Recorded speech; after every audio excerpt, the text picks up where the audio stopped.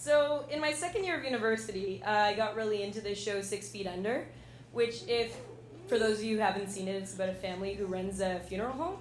And I decided that I actually wanted to get into funeral studies as well, but I wanted to provide these like alternative corporate funeral retreat hybrids where people could go and do team building events to build morale about death. So I remember I was in the car with my dad when I told him about my idea, and he was mostly nonplussed, but cautiously interested the way that he usually is when I tell him about new career ideas. So then I asked him, do you mind if I do your funeral? And he said, sure, yeah, you could do that, but I want to be cremated. And so I said, yeah, we could do that, but, like, where would you like me to scatter your ashes? And then he got really serious, and he looked me in the face and said, Aliya, I want you to go to the park, and I want you to throw my ashes on white people.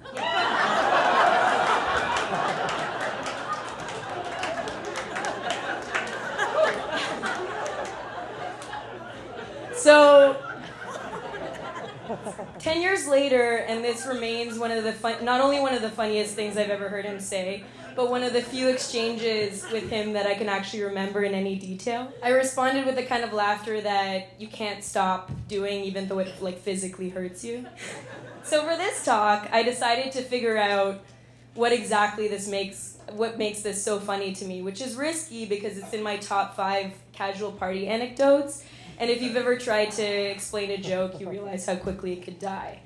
But so I thought about it, and I realized, so there's this element of it, which is there is an unexpected turn. So a dad tries to make small talk with his daughter and ends up revealing a dying wish that his oxidized corpse be thrown onto white people. But then there's another kind of less obvious aspect to it, or contour, which is that my dad's experience of being in this country has largely been shaped by being an outsider.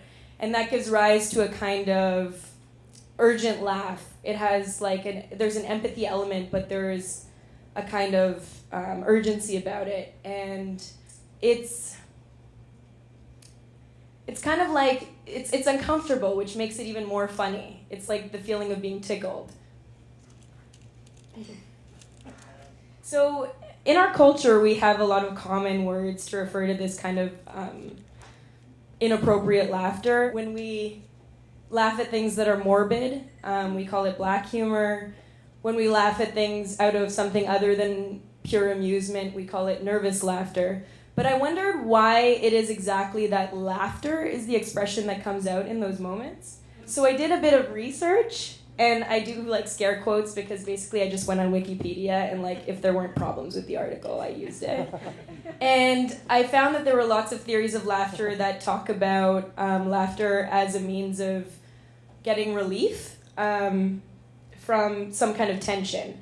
So that tension is actually a kind of necessary element for laughter to occur, which I thought was kind of interesting. This is, I think, why it's so hard not to laugh when you're being attacked by a small child. So, there's the element...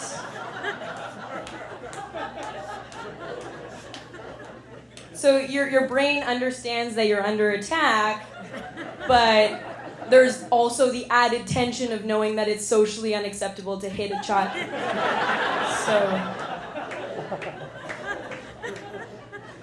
So the areas of our brain that are actually responsible for laughter lie deep in the subcortex of the brain, which is a kind of evolutionary ancient part of the brain that's responsible for reflexes and things like breathing. What that means is it's far away from the parts of the brain that are kind of more mature evolutionary behaviors like language and memory. So this might be one of the reasons why it's so hard to stop laughing at something even though you know it's inappropriate. So about 2 months ago, I was actually sitting in this very audience listening to a talk by a lecturer called The Lost Art of Making Fun of People. And in it, he spoke about, he made some provocative statements, including suggesting that everybody should be made fun of equally regardless of their identity, and that contemporary PC culture had no sense of humor and took offense too easily. And he made some interesting points, including, and I paraphrase here, my kids are brown, my wife is brown, I'm from an island, I'm basically brown too. And he was a white guy. And while most of the audience laughed, I kind of sat on the side over there trying to figure out what to do with my face, because he had basically set up a situation in which you could either laugh or you could take offense and be thus responsible for ruining humor for everybody. The thing is I don't think that people respond immediately with offense. I think that there's something that happens before that on a kind of more gut feeling reaction, the level of reaction. So I think there's a kind of like social sorting that occurs at the moment of public laughter, where some people have a distance or a vantage point on the subject matter enough to be able to laugh at it, and other people don't. So there's this other theory of humor called the benign violation theory. And in it,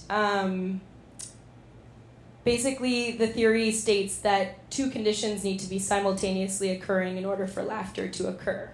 So the first condition is that there needs to be a perceived threat that alters the individual's understanding of the way the world ought to be. And the second condition is that the person must perceive that threat to be benign. So it's the tension between these two things that causes something to be funny. If the threat isn't perceived to be benign, then the subject just sits in that first condition where it's actually just a threat. So we like to think of laughter as something that is a reaction to something that's funny, but actually, as my research states, that's not actually the case. There was a study done where they recorded hours and hours of conversation in classrooms and cocktail parties, and they found that most people laughed after normal to moderately funny statements like, "Look, it's Andre."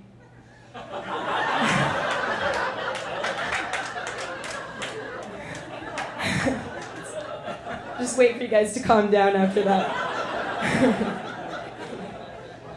Are you sure? And you don't have to drink, just buy us drinks, which is like a pickup line from the 70s, I guess? I don't know.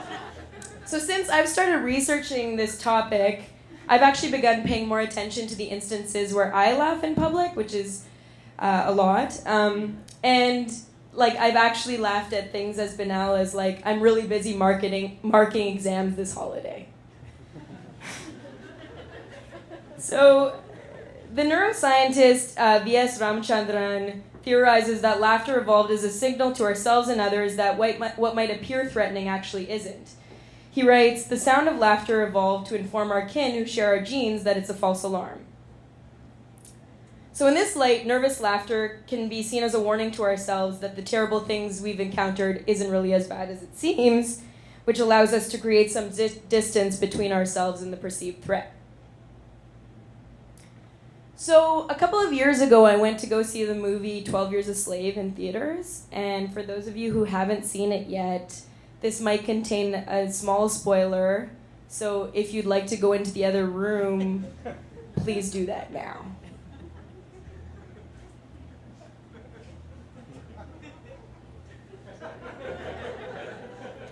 Okay, so there's a scene in the movie where this sadistic slave owner forces the protagonist of the film, who is a free man from the north, who was captured or kidnapped and sold to slavery in the South, to whip another enslaved woman who has been raped and abused by the slave owner. And so to say this scene is uncomfortable would be like a gross understatement. I ended up involuntarily sobbing during that scene, which is not common for me because usually I'm able to preempt crying at the movies by noticing the construction of the scene. So I'll be like, oh, that music is really sappy, or look at that slow pan, that seems so intentional and manipulative. But what makes this situation even more odd was that while I was sobbing in my seat, there were people in the audience who were audibly laughing. And so I understand that laughter was likely not about amusement, but of a feeling of discomfort that people needed to get some relief from. But in that audience that was kind of sparsely populated with mostly white people, I felt really exposed. So one criticism I've heard leveled against the movie 12 Years a Slave is that the portrayal of the South as this kind of like bad next-door neighbor allows for the northern states to be seen as a kind of socially progressive haven for the mostly white liberal audience that would go to see the film.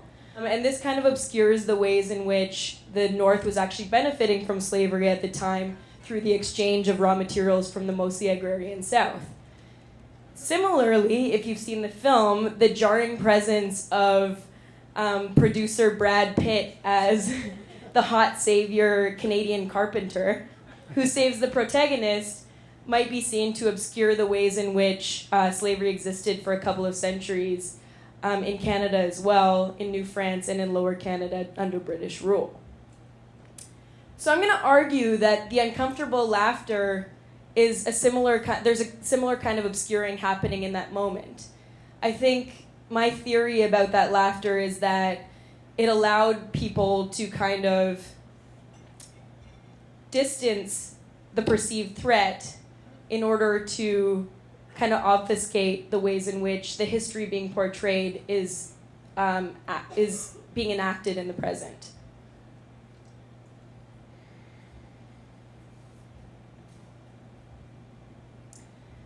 So I feel like I should say at this point that I don't hate laughing. I'm the kind of person who has had to leave parties early because my face hurt too much from laughing and I couldn't socialize anymore. But it's basically a really cheap form of therapy and I use it a lot. There's even a form... There's even a form of therapy called laughter yoga, which was made popular in the mid-90s in India by a doctor. And for those of you who haven't heard about laughter yoga, it basically involves people standing in a circle and stimulating real laughter by making eye contact and fake laughing with each other. And a handful of studies have shown that it has actual tangible health benefits like better cardio health and improved mood. And apparently, that laughter produces an endorphin-mediated opiate effect, which, even though I don't know exactly what that means, it sounds like something I want. So the thing is laughter is a social behavior with implications beyond our individual well-being. There might be other considerations at play. The Prophet Muhammad once said, "Do not laugh too much, for verily excessive laughter kills the heart." And in his commentary on the Prophet's statement, Ustad Faraz A. Khan writes that excessive laughter can distract a person from reflecting on matters of significance, like, quote, wars, disease, famine, crime, economic crises, the waning of the planet's resources, corporate hegemony, moral degradation, the looming catastrophe of global warming, and overall environmental damage, end quote. That's real. I didn't make that up. So I'm not advocating that we somehow replace laughter with deep and serious thought about all the things that are fucked up about the world, but I do think it's important to reflect on why we laugh in particular instances. So if we laugh for relief, then what, or sometimes whom, are we seeking relief from? Thank you. Aliya, Pabani, ladies and gentlemen.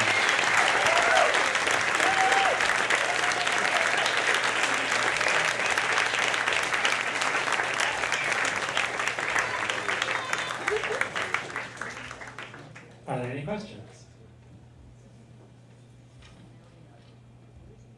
Yes, you can. Do you remember any of the things that made you laugh so much at the party?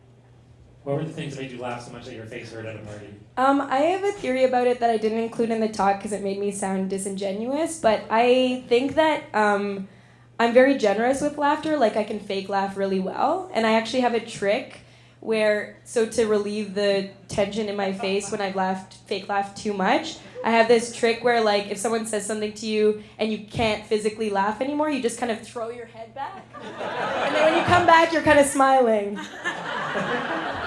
I didn't do it that well, but you can imagine, like, when I'm in full party mode that it really works. So yeah, I think it's mostly like when I fake laugh too much, because I think that maybe I overdo it a little, like I ham it up. So wait, are you saying that that's what causes you to laugh? Like what causes you to hurt your hurt isn't the real laughter, but it's the remedy that exacerbates the problem? Is that? That's my theory, but I feel like those two things are so intertwined, like I don't know what's real anymore. Whoa. You know? Oh, all right. I'm so fake. All right. Well, if you have any other questions now that you know old Fako is on stage, you want some insincere answers, just fire away. Oh, yes, over there. Thank you. Are you taking funeral team building bookings? Are you taking bookings for funeral team building? I freelance, so I'm always open to. Yeah, I actually did it as a job at a resort for a while, so I have some like handouts. Wait, you did funeral team building at a resort? No, I did. I had a job at a resort where we did corporate team building, and I was like, oh, this would be great for a funeral. As So well. if you just added, you would just like search and replace and just put in funeral. Yeah, totally. Just like make it kind say- of change it. Be like, oh, be aware that people are grieving. Like maybe no leapfrog or something. Is the idea that would it be bringing the corporate team building stuff to the funeral, or would it be bringing the funereal element to corporate team building? I think more corporate, like I would say 79% corporate team building and like whatever's left funeral. 21. Yeah. Okay. So, all right. So you'd be going to an existing funeral, and you'd be like giving name tags and having people like. Just... I think it should be in the woods, probably. Okay. All right. Cool. We could drive hearses to like the wilderness. It is my inclination to pursue this chain of inquiry for the rest of the Q&A. I feel that I am perhaps alone in that. So let's see what anyone else wants to know about it. Yes, you ma'am. Have you actually considered fulfilling your father's wish to throw his ashes onto white people? Have you considered fulfilling your father's wish to throw his ashes onto white people? First of all, is he still alive? He's alive, Okay, yeah. I okay. invited him, but he's in a different country. So. I thought you invited him, but he was like, gonna be any white people there? Oh yes, there are white people to be found at Trampoline Hall. Oh yes, there are. I actually brought his urn. You know what? No one has ever lectured twice at Trampoline Hall, but I would make an exception. Just think about it.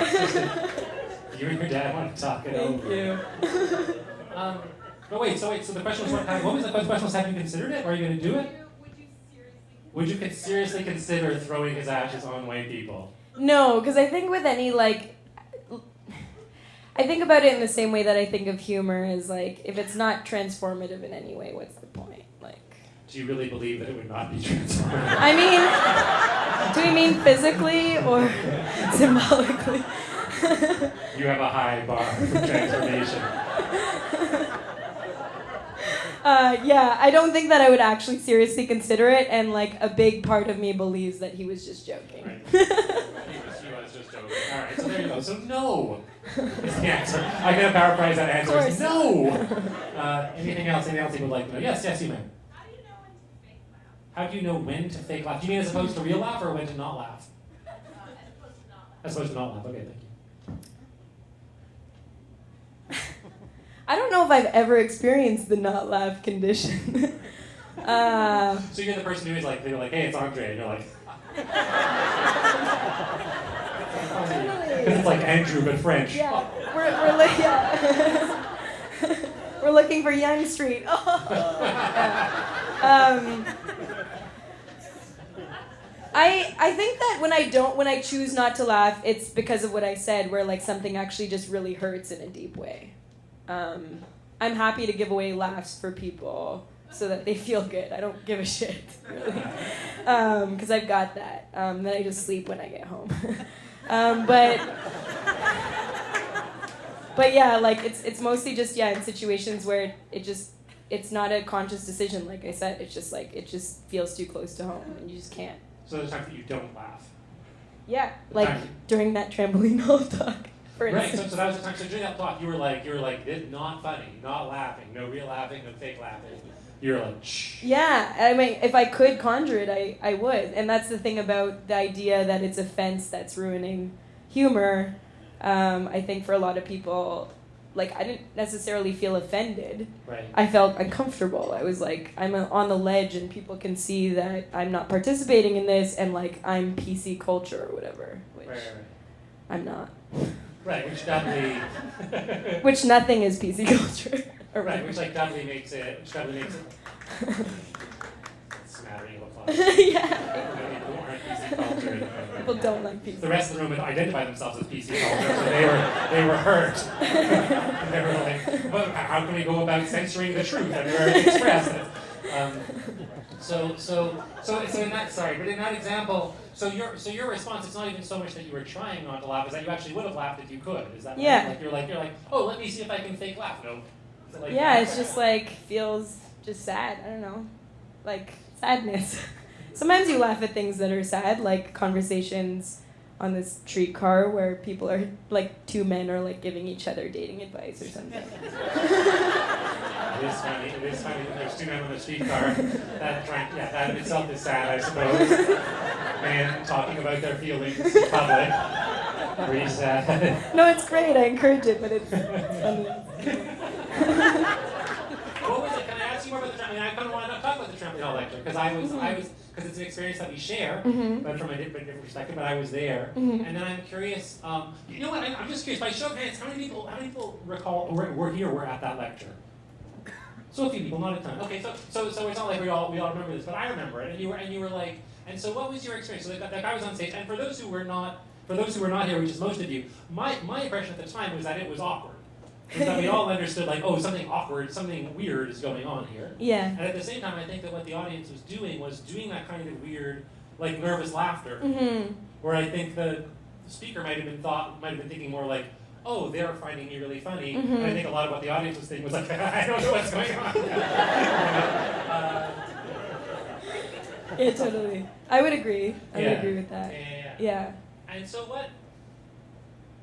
I guess I want to know more about what you were thinking during that moment, if I can ask you, because it's helpful to me in my job. I don't know, like, when will this be over? I don't know, like, I wasn't, like, it's just one of those situations that happen where, you know, you can't really even nervous laugh or something. Right. And so you're just kind of like, yeah, what time is it? Like, yeah. I would love to hear what other people were feeling. Were there people who were there who had thoughts on it at the time? I realize it's not a question, so you may have thought this is a trap, but it's okay. Okay, all the way back. Yes, you ma'am in the back.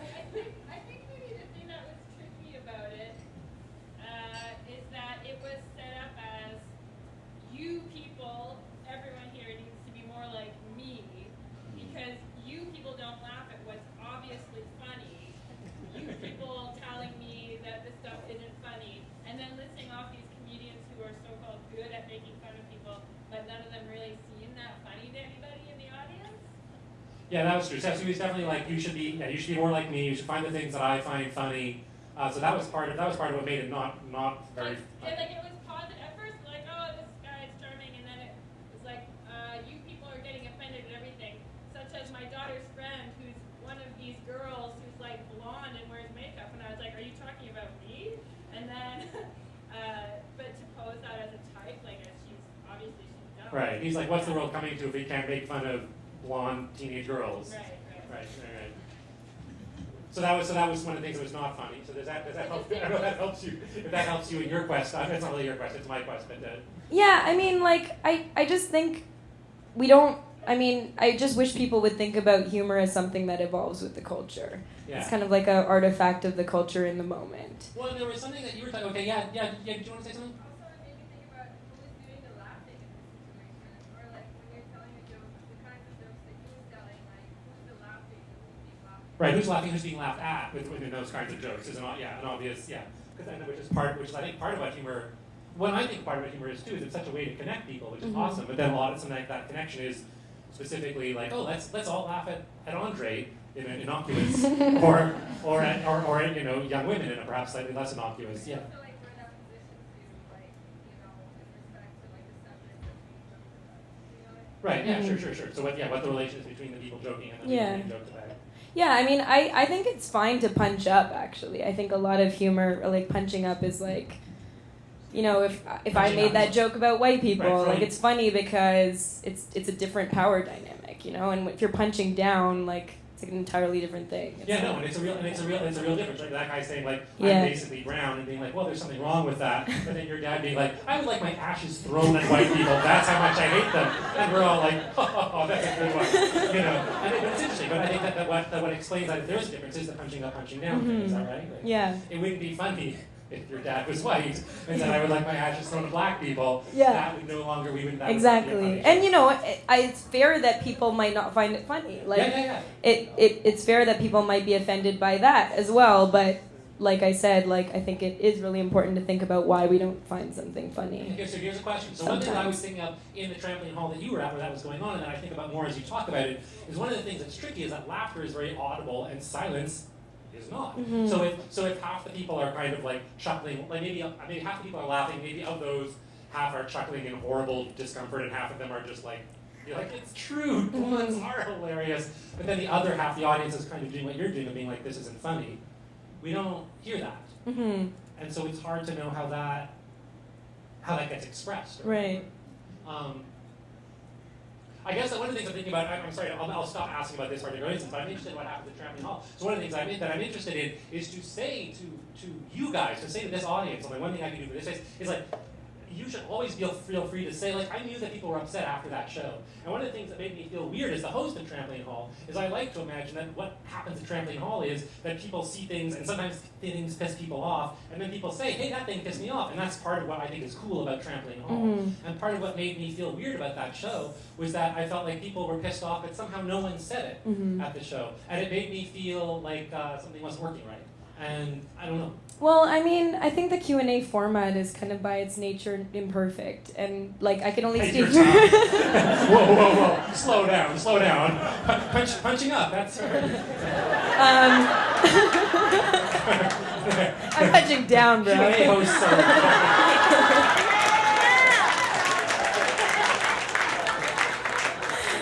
That's all the time, yeah. No.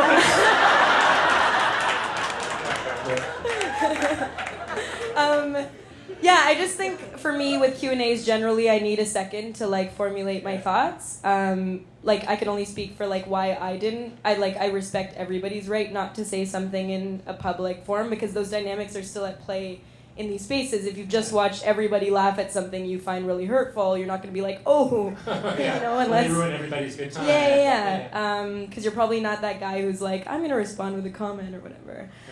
But you know, I don't know, maybe there could be like other things, like if there was like a gong or something.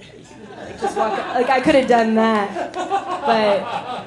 But, or you could offer Trampoline Hall lectures to people who have like unresolved feelings about That was it. There we go. So we're happy to get So it. it's, yeah, it was all Okay, tied up. you're, on this particular issue, your feelings still reasonably resolved. Yeah, I mean, Okay. yeah, I got to complain about it to a new audience. So. Okay. Awesome, great. Yes, question over there, yes. Okay, so I'm wondering, as a close friend who has seen you do the throwback laugh at several of my jokes, You've seen that throwback at your own jokes. how often is that genuine? How often is that genuine? Let me try and think of the ways in which you can tell. Someone else wants to know. Hey, who else? Wait, I bet all my buds are here. That's oh my God, great. look at how many people thought they were your hilarious good friend. And it turns out all you pull for them is a warm, abstract Okay, sympathy. if I throw back and come back with like an open mouth smile, that's a fake one. But if I come back with like convulsive laughter, that's like normal me. That answer is obviously completely sincere and trustworthy, like everything else about Aliya. All right. You're in a real quandary now. How are you? All right. So, yes, you, sir. So in movies, whenever you have like a cartoon villain, they always laugh maniacally. Now after having seen this, I'm gonna have like a sympathetic reaction. So there's a biological imperative. It means that like, do you think that it could be like a cry for help? So wait, is a cartoon villain's laugh actually a cry for help? Is that your question?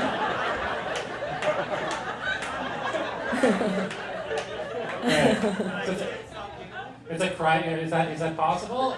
It's not. I mean, yeah, I read somewhere, and this is again my research, but that prolonged laughter in inappropriate scenarios maybe like evidence of your of like some problem you have with like empathizing or engaging with the scenario. So, you know, the villain is also can be like, I don't really believe in the idea of like an evil villain.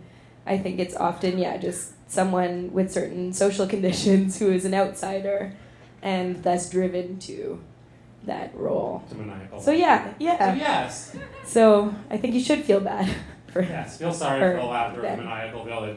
Feel bad. Yes. One thing you never talked about, which I'm curious about your relationship with professional comedy or just going to a place like Comedy Bar. Because people often say that comedy is a thinking man's sport, but it's also... It is a thinking I didn't know man's comedy sport. was a thinking man's sport. I thought that was lacrosse. So do you seek out comedy or kind of like blind? Do you go out to comedy bars? Do you like seek out comedy?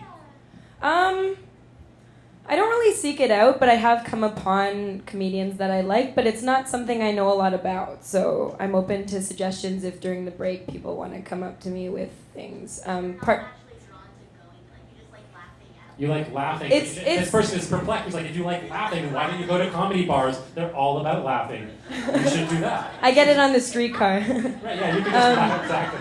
But no, I think the problem with like me not knowing that I like a comedian ahead of time is it's always a crapshoot. Like I've been to an amateur night at like Stella on Lansdowne in St. Clarence. It was like the worst experience of my life.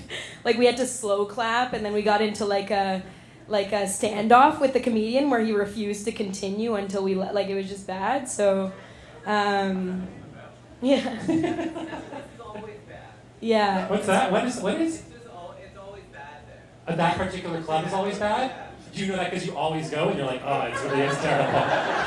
Let me go again to confirm.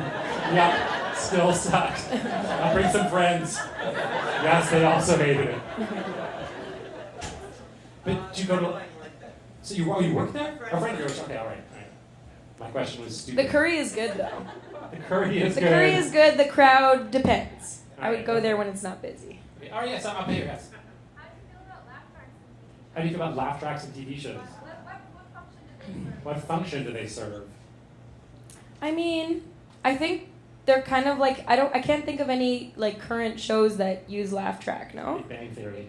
That's Oh, does it? Oh, yeah. Okay, so I don't watch that show. I guess it probably played That's a like good this thing, is actually. this is me just like speculating, but probably it played a certain kind of instrumental role in teaching people what to laugh at a certain point in time. And you figure now we know we don't need to be told what to laugh at anymore. Yeah, I mean maybe that there is some kind of like consensus on what's funny, or we're just given more leeway to laugh at what we So feel. it's nice that laugh tracks are something that was necessary to teach us how to enjoy television. Yeah. But now that we can enjoy television unassisted, largely unnecessary. Yeah, Okay, maybe. all right, sure. Good enough. Yes, you remember. What do you want us to do with your body when you die? What do you want us to do with your body when we die? For roll-ups, I think. I don't know. You know that Sodalicious commercial where they're like two-dimensional and then they have like a Sodalicious and I want you to do the reverse of that. I think I'd like to end with that image. Yeah. We'll wrap it up there, ladies and gentlemen. Aliya Pabani, ladies and gentlemen. Ladies and gentlemen, that was Aliya Pabani. We will take a break of 10 minutes, be back with our third lecture. You can sign up for the email list, you can buy a button, you can buy a drink. We'll be back in 10 minutes. That was Aliya Pabani. We'll see you soon.